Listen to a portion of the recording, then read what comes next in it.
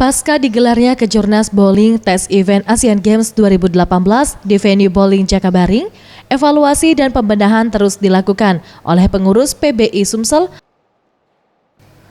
agar venue ini dapat digunakan di ajang Asian Games berdasarkan ketentuan yang berlaku.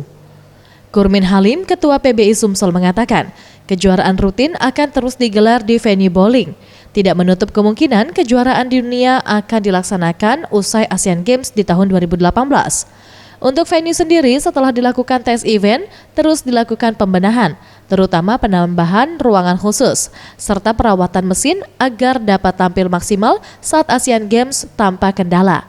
Mengingat mesin yang digunakan merupakan salah satu mesin terbaik yang dipakai negara besar.